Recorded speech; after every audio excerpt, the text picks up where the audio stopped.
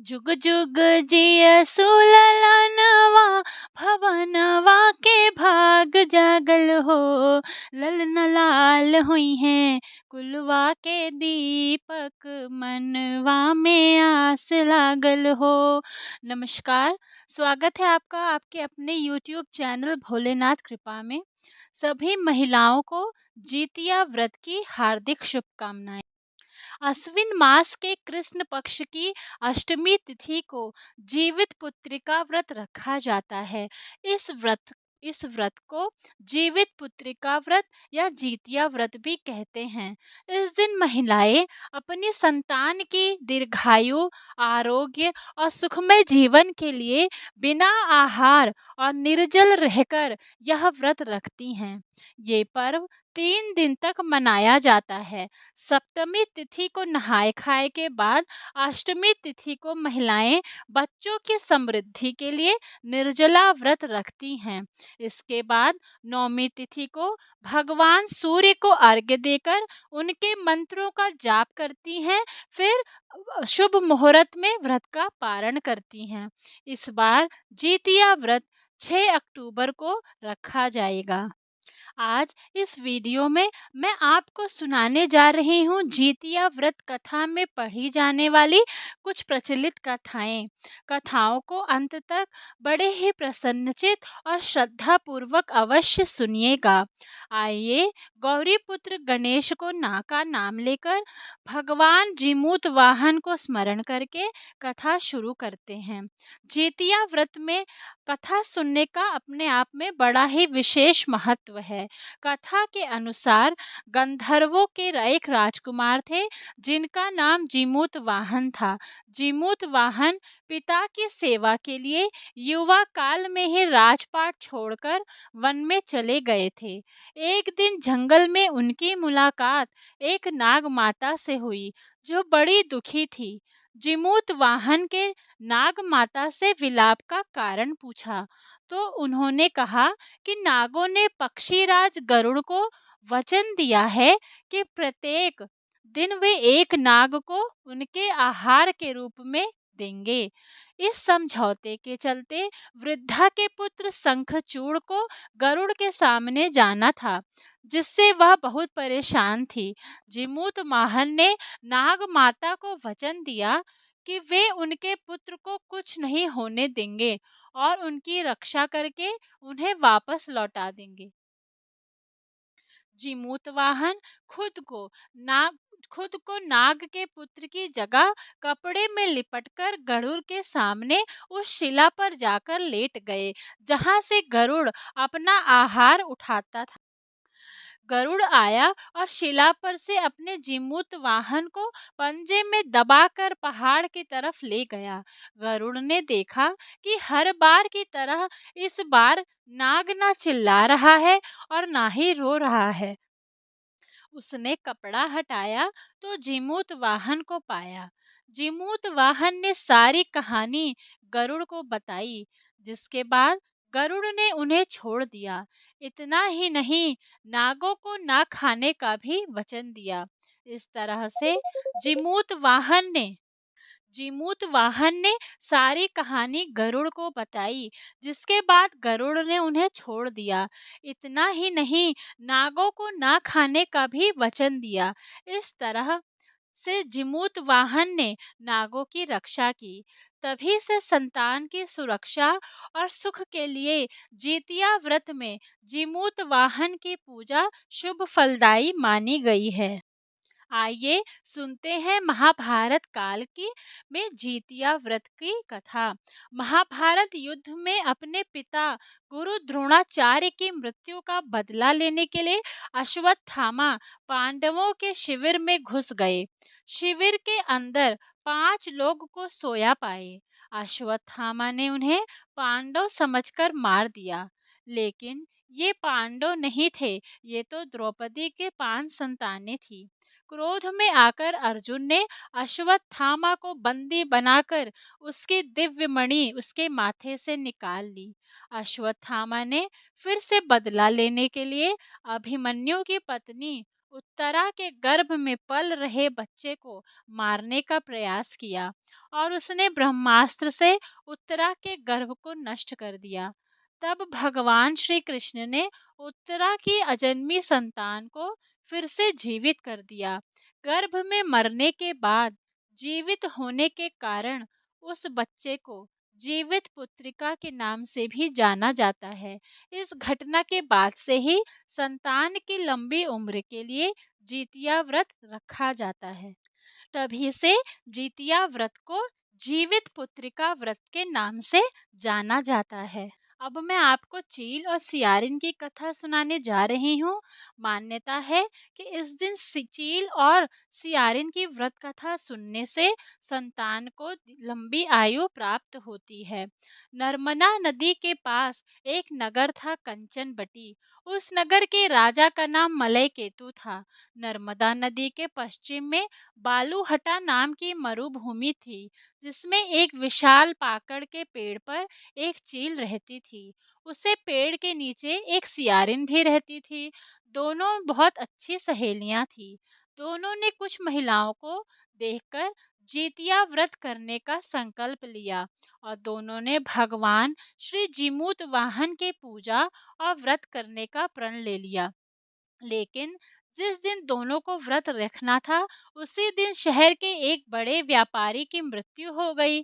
उसका दाह संस्कार भी उसी मरुस्थल पर किया गया। सियारिन को अब भूख लगने लगी थी। मुर्दा देखकर वह खुद को रोक न सकी और उसका व्रत टूट गया। पर चील ने संयम रखा और नियम व श्रद्धा से अगले दिन व्रत का पारण किया।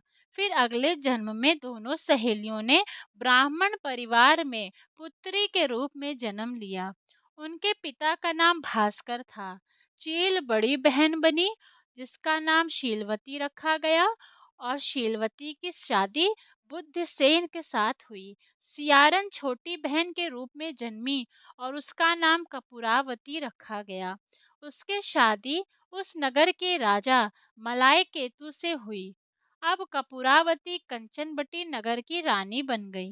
भगवान जिमूत वाहन के आशीर्वाद से शीलवती के 7 बेटे हुए, पर कपूरावती के सभी बच्चे जन्म लेते ही मर जाते थे।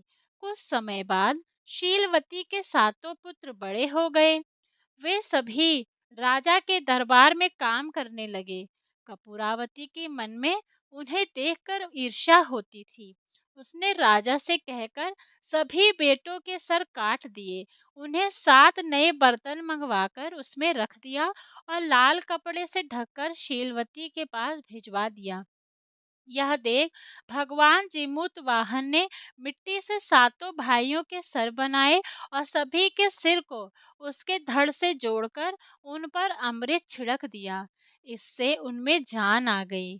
सातों युवक जिंदा हो गए और घर लौट आए। जो कटे सर रानी ने भेजे थे, वे फल बन गए। दूसरी ओर रानी कपूरावती बुद्धिसेन के घर से सूचना पाने को व्याकुल थी।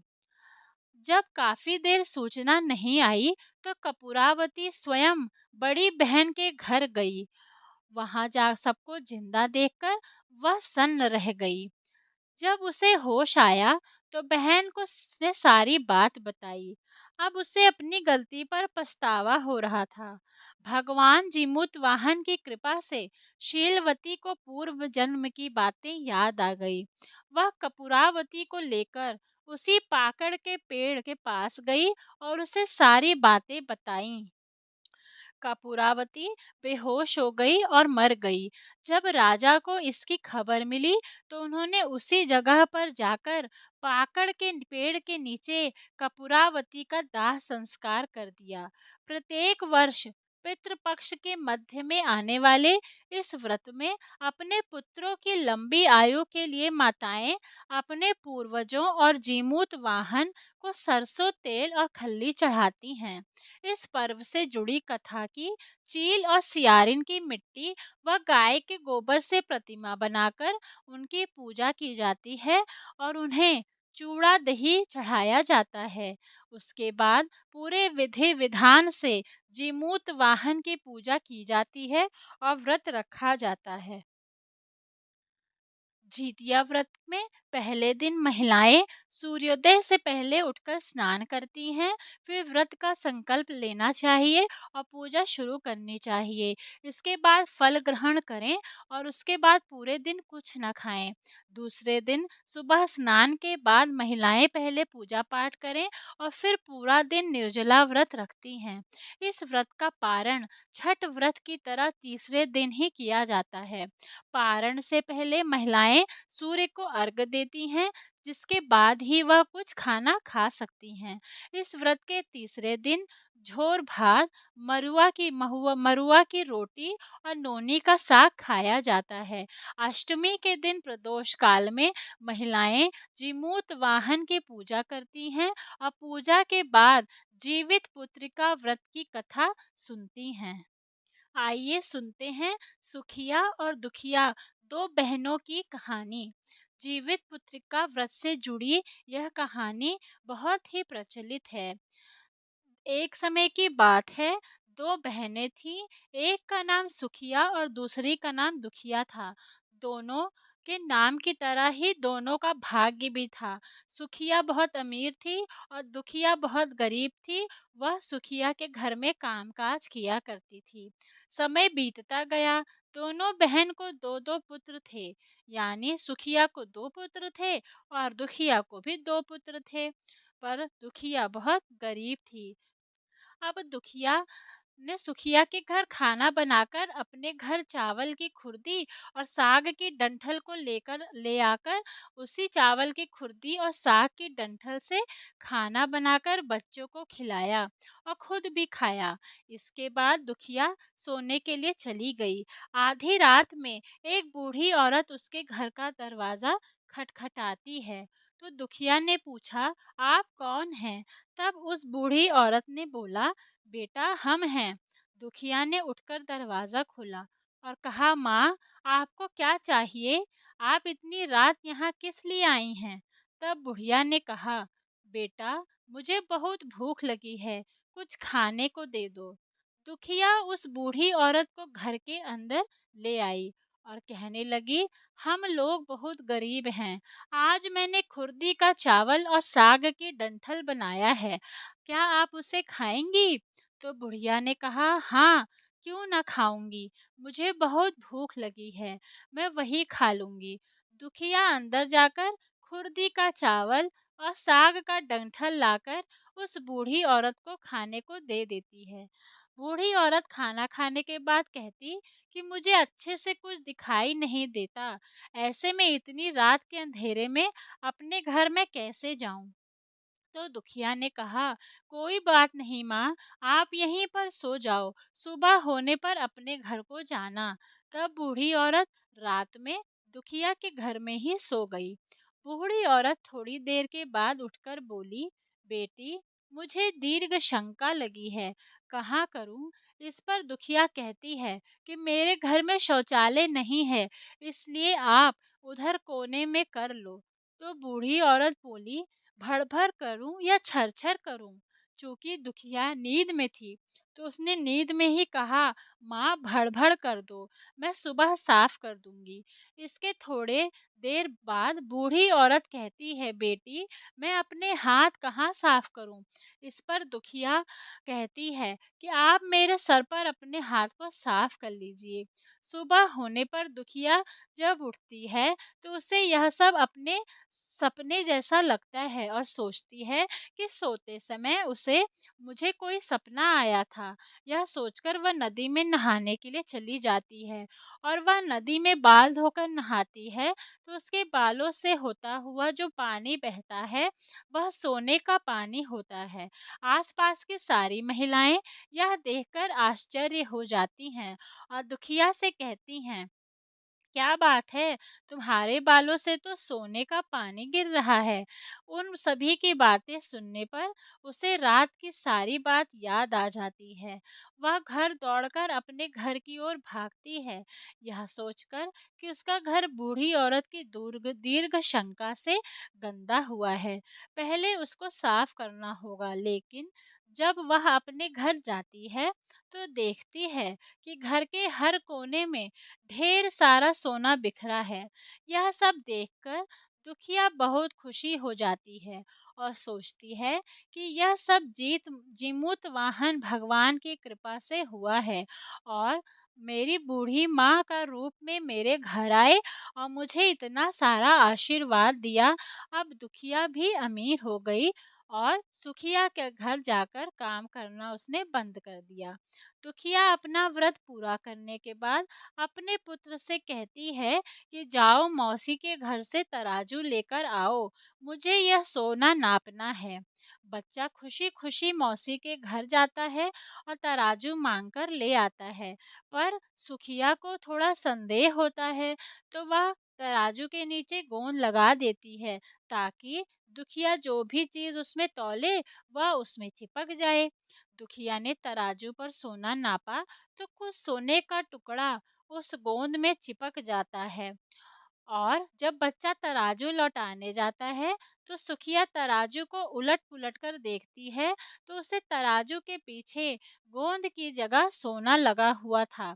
ये देखकर सुखिया सोचने लगती है कि दुखिया के घर में कहीं से सोना आया है, इसलिए वह कई दिनों से काम पर नहीं आ रही है। सुखिया दुखिया के घर जाकर देखती है, वहाँ बहुत सारा सोना होता है और जब दुखिया के पास जाकर पूछती है कि तुम्हारे पास इतना सोना कहाँ से आया जिसे नापने के लिए तुमने तराजू मंगवाया है, तो दुखिया मन की बहुत सच्ची थी, भोली थी, इसलिए वह उस रात वाली सारी कहानी अपनी बहन सुखिया को बता देती है। लेकिन सुखिया मन की लालची थी और उसे ईर्ष्या होने लगी कि दुखिया के पास हमसे ज़्यादा धन आ गया। तब वो अगले जूतिया में भी मैं भी खुर्दी का चावल और साग का डंठल ही बनाऊंगी। फिर अगले साल जूतिया आया के व्रत के दिन दोनों बहनों ने फिर से व्रत रखा। सुखिया के पास सब तरह का सुख और धन की कोई कमी नहीं थी, फिर भी उसने उस दिन चावल की खुरदी और साग के डंठल ही बनाए। वैसे ही और उस रात में भी उसके घर में बुढ़िया आई। बुढ़िया ने जब दरवाजा खटखटाया तो सुखिया ने खोला और बोला, माँ अंदर आइए। तो बुढ़िया ने बोला, मुझे बहुत जोर से भूख लगी है, मुझे कुछ खाने के लिए दे दो। तो सुखिया ने बुढ़िया को साग के डंठल और खुर्दी के चावल दे दिए। थोड़ी देर बाद बुढ़िया ने बोला कि बेटा मुझे रात में दिखाई नहीं देता, मैं अपने घर कैसे जाऊंगी। तो सुखिया ने बोला, आप यहीं पे सो जाइए। बूढ़ी औरत थोड़े देर बाद फिर कहती है कि मुझे दीर्घ शंका लगी है, कहाँ करूं। तो सुखिया ने बोला, वहीं कोने में कर लो। इसके थोड़े देर बाद बुढ़िया फिर बोलती है कि भड़बड़ करूं या छरछर करूं। तो सुखिया को याद नहीं आता कि दुखिया ने क्या बताया था, तो वह उन्हें कहती है छरछर कर दीजिए। बुढ़िया ने फिर कहा कि बेटी मैं अपने हाथ कहाँ साफ करूं। इस पर सुखिया ने कहा, मेरे सर पे अपना हाथ साफ कर लीजिए। जब सुबह सुखिया उठती है तो उसका पूरा घर में गंदगी फैली हुई थी। इसके अलावा उसके बाल में भी गंदगी लगी थी। यह सब देखकर सुखिया बहुत दुखी हो जाती है और उसे अपनी बहन पर बहुत गुस्सा आता है। सुखिया गुस्सा होकर अपनी बहन दुखिया को बुलाती है और कहती है कि तुमने मुझे झूठ कहा और मेरा पूरा घर गंदा करवा दिया।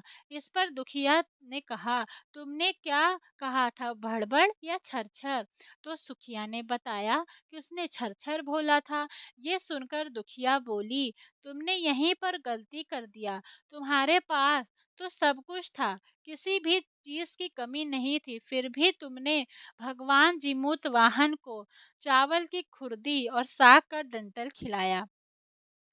तुमने उनका आदर सत्कार अच्छे से नहीं किया। तुम्हारे पास सब कुछ होने पर भी तुमको लालच नहीं करना चाहिए था, इसलिए तुम्हारे साथ बुरा हुआ। आशा है आपको यह कहानी अच्छी लगी होगी। अगर वीडियो अच्छा लगा हो तो कृपया करके लाइक करें, सब्सक्राइब करें तथा अपने मित्रों के साथ शेयर करें। ओम नमः शिवाय।